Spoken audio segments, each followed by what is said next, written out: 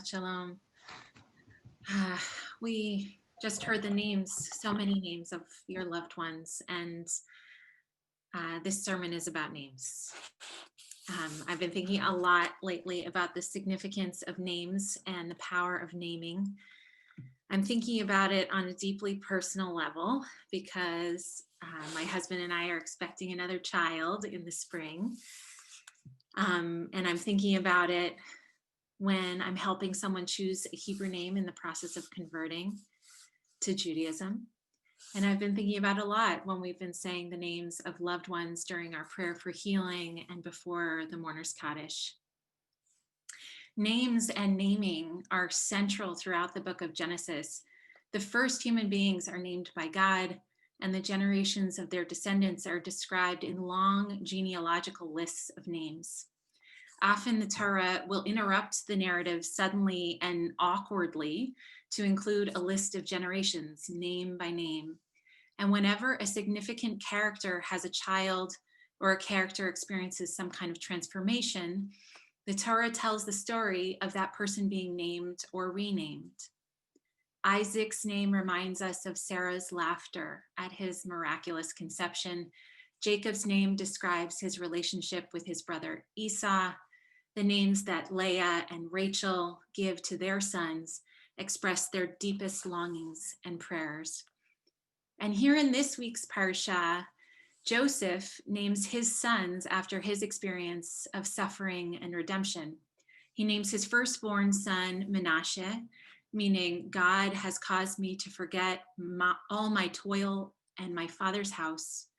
And he names his second child Ephraim, meaning God has made me fruitful in the land of my affliction. And there's one more naming story related to this parsha and to the story of Joseph that the rabbis tell. It comes at the climactic moment when Joseph first lays eyes on his little brother Benjamin after not seeing him for decades. Benjamin is the son of Jacob that Joseph demands that his older brothers bring to Egypt before he's willing to release them or to reveal his identity to them.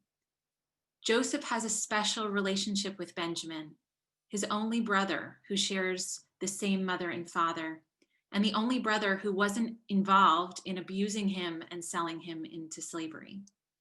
And Benjamin is the beloved youngest child of Jacob, who he fears losing after already grieving the loss of his treasured son, Joseph.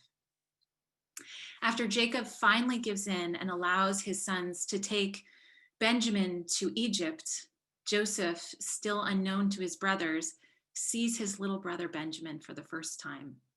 In the Torah, it says, he lifted his eyes and saw Benjamin, his brother, the son of his mother. And he said, "Is this your little brother whom you told me about?"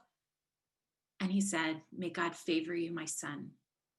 It's at this moment that Joseph is completely overcome with love and compassion and longing. The Torah says Joseph rushed away, for his compassion was stirred toward his brother, and he wanted to weep. So he went into another room and he wept there. Although the Torah's language is sparse, as usual, when it describes this powerful interaction, the rabbis imagined a much fuller exchange between Joseph and his little brother Benjamin. In Masechet Sota, in the Talmud, the rabbis imagined the conversation going like this. Upon seeing Benjamin, Joseph asked him, "Do you have another brother born to your mother?" And Benjamin replied, "I had a brother, but I don't know where he is." "Do you have any children?" Joseph asked. And Benjamin replied, "I have 10. Joseph asked, "And what are their names?" And Benjamin told Joseph each of his sons' names. And Joseph asked, "What is the significance of these names?" And Benjamin replied, "All of them are connected to my brother Joseph and the troubles that befell him. My first son was named Bela because my brother was swallowed up among the foreign nations.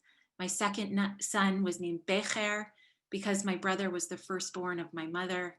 Ashbel because God put my brother into captivity. Gera because my brother was a stranger in the place he lived.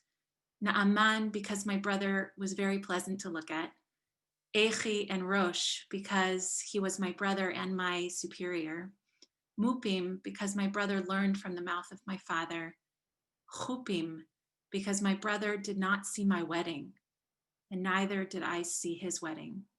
And Arad, because my brother went down to Egypt. And it was at that moment, say the rabbis, when Joseph heard the names of his nephews and their meetings, that Joseph was overcome with love and compassion and was moved to tears. This conversation that the rabbis imagine, which includes this list of names and their meanings, is profound and poignant. Every name expresses Benjamin's deep love and longing for his older brother. My heart absolutely breaks when he shares the name of his sons, Chupim, saying that he was named that because they weren't able to be at each other's weddings. The names tell us about the pain and consequences of being separated from loved ones, which we all know and understand more than ever these days. But what I also love about this story is what Benjamin did with his grief for his brother. His love for him was so deep that he expressed it in the naming of his children. Although he couldn't be with his brother or know if he would ever see him again, Benjamin brought Joseph's presence into his life through the act of naming. So I take two pieces of wisdom from this story. The first is that even when we're apart from our loved ones, as so many of us are right now, whether we're separated by distance or by stay-at-home orders, or even by death, we can still conjure their presence in our lives. While it might not be in the act of naming a child, it could be in some other way, ways that are familiar to us. We can do a mitzvah or perform an act of kindness in honor of a loved one we miss. We can frame a picture of them and put it somewhere we can see it often. We can plant something for them. We can dedicate our work to them, or even make a better choice because we know they would want that for us. And the second thing I learned from this story is the power not only of giving someone a name, but simply saying their name.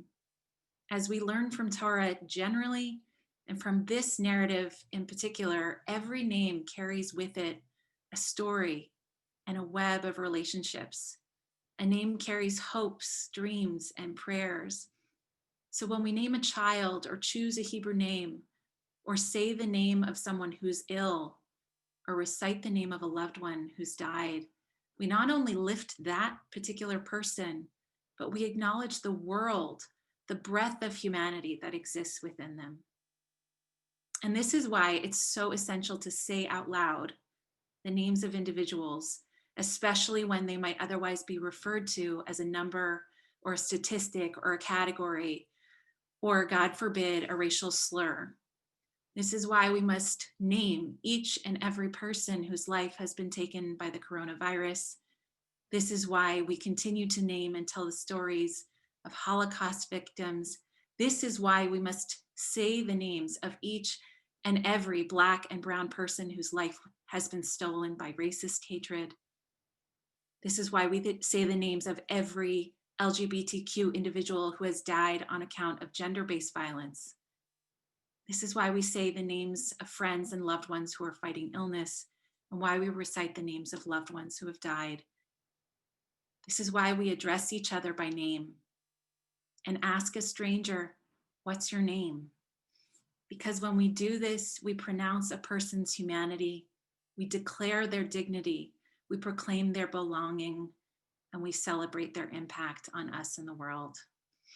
Let's say their names. Shabbat Shalom.